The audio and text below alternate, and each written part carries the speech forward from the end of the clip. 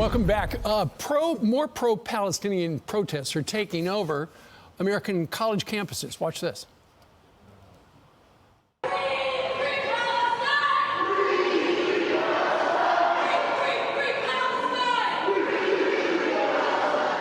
Okay, that was Friday at New York University's library, where students and faculty were involved.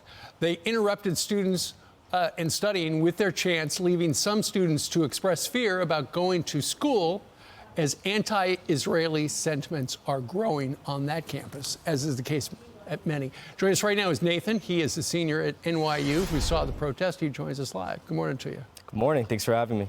That's, as a Jewish kid on that campus where there's so much anti-Israel hate, how does that make you feel? It makes us feel scared. It makes us feel scared to go to class, scared to wear a Jewish star out in public. You know, a campus that really promotes diversity and inclusion. Right now, about 15% of their population feels alienated, they feel unvoiced, they feel unheard. Yeah. Yeah, no kidding. What about the leadership? What about the people who run the school? What do they say? Nothing, and that's the issue, right? They haven't spoken out. You know, I'm a large proponent of the First Amendment, even when I don't agree with it. I understand there's two sides to a conflict, and even if I don't agree with your opinion, you have a right to voice that opinion. Right. But once it steps over into that boundary of anti-Semitism, that's when we need to draw the line. Also, historically, at your school, the library has always kind of been like Switzerland. It's a safe space. Not last Friday. Exactly. It's supposed to be a neutral space. It's supposed to be a place where students come together.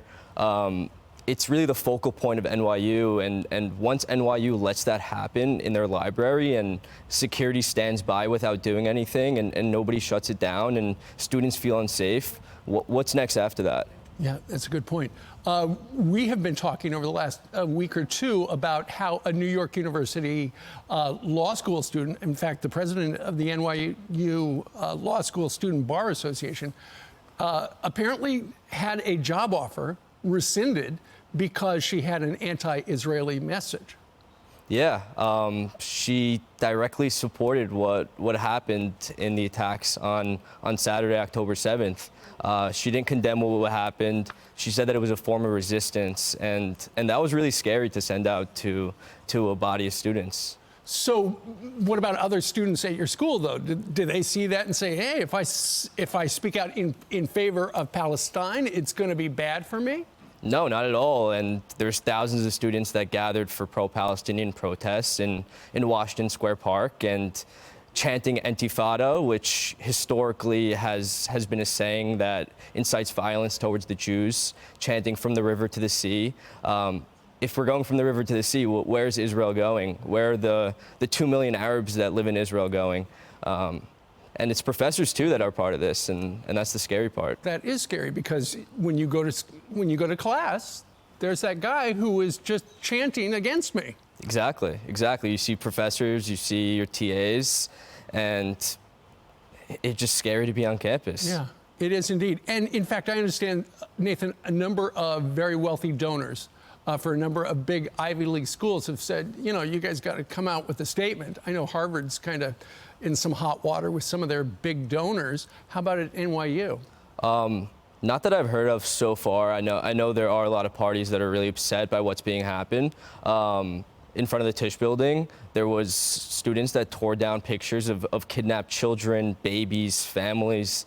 And, you know, that's where it steps into anti-Semitism. Nothing about that is political. It's about trying to bring innocent civilians home. And that's not a place to be doing that. Sure. And those people who tear down those posters, are they deniers?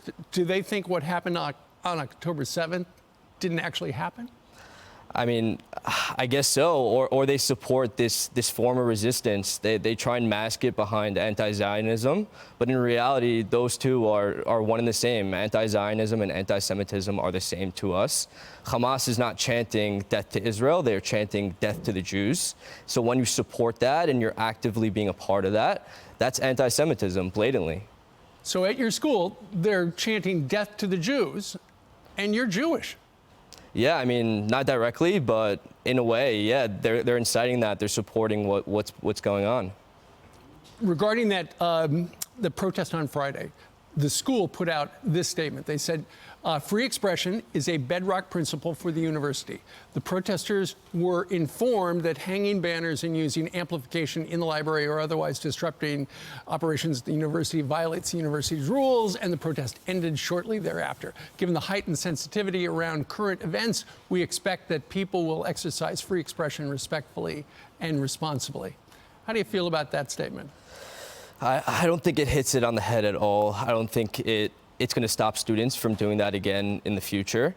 It doesn't show support with our Jewish students. We need solidarity. We need to know that our campus supports us and cares for us. It's in these times that we're scared and there's terror being inflicted on our people that we look to the community around us to support us and uplift us. And they haven't done that at all. We have not received statements since the second day that this happened. Since October 8th, the president of NYU has not came out and spoken about what's happened. It's tough. Nathan, thank you very much for stopping by and telling us your story. Thank you for having me. Good luck to you. Thank you.